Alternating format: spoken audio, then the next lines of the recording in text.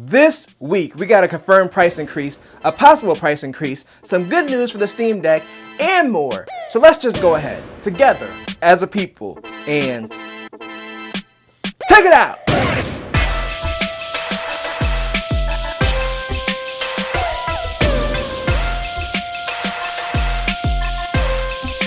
And welcome to another sensational Sunday.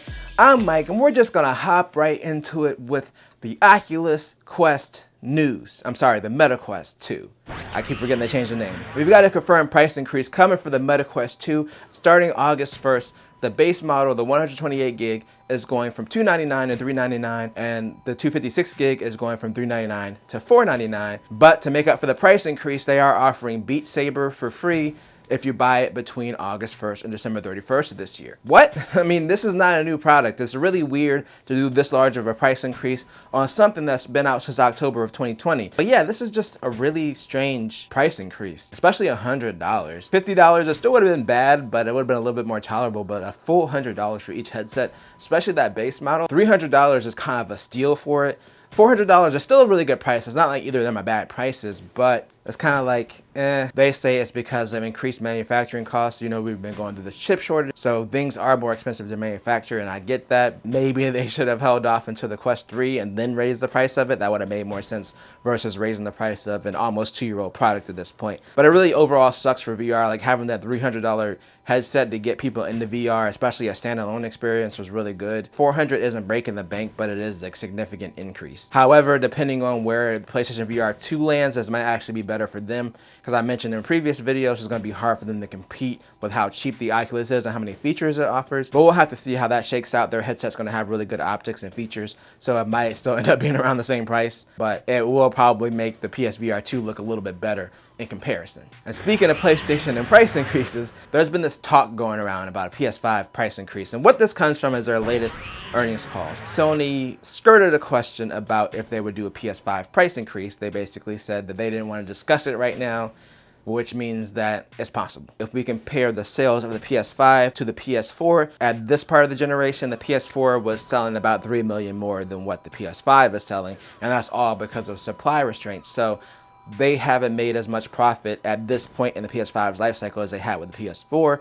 The question obviously comes up, if they're not making as much profit because of these supply constraints, are they going to raise the price? So they didn't say that they're going to raise the price of the PS5, but they didn't shoot it down either. So they're not taking it off the table. I think they're probably going to wait a little bit to see how the supply chain shakes out before they make a decision on it. Hopefully it's not a drastic increase like with the Meta Quest, because the PS5 is already $400 and $500 depending on which model you get. Doing another $600 system probably wouldn't be the best decision, especially what they learned from the PS3. So I hope that they don't do a price increase, especially like a $100 price increase. But we'll have to see how things shake out as the supply chain gets better. But you know what? A price increase might be justified considering the new feature that's coming to PS5. I'm just joking. The next story isn't going to validate a potential price increase, but I just need the transition. So anyway, right now the PS5 is beta testing 1440p. Now Xbox has had 1440p support since the Xbox One family, and of course that's continued to the Series family, but we haven't seen that on the PlayStation side. But right now 1440p support for the PS5 is in beta. It currently doesn't support variable refresh rates, so if you're not familiar with that, it's basically where the console can sync frame rates with the monitor. That will reduce stuff like tearing and just make it look a little bit smoother.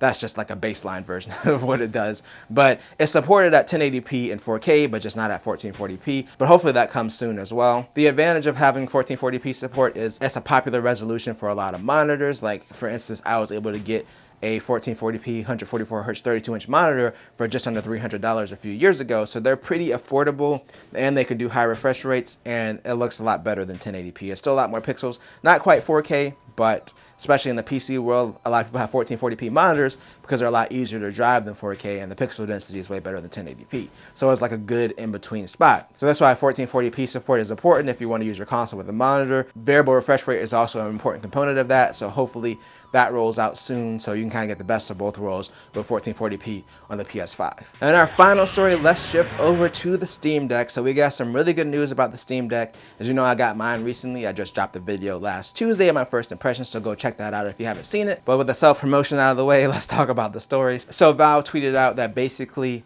as of July 29th, anyone that reserved a Steam Deck up until that point is going to get it by the end of the year. I talked about this a few weeks ago, but as of Q3, they started doubling the shipments. They also changed the SSD in the 256 and 512 gig models, which I'm sure helped them get more Steam Decks out to people. And they also said that a lot of their supply chain issues have been taken care of, so it's allowed them just to make a lot more Steam Decks. If you are still waiting for your Steam Deck reservation and you have reserved it, before the 29th, you definitely will be getting it by the end of the year, according to Valve. And like I said, they seem to be doing pretty well with the shipments. Speaking of shipments, I'm gonna go ahead and ship myself out of here. But let me know what you think in the comments. What do you think about the Quest 2 price increase?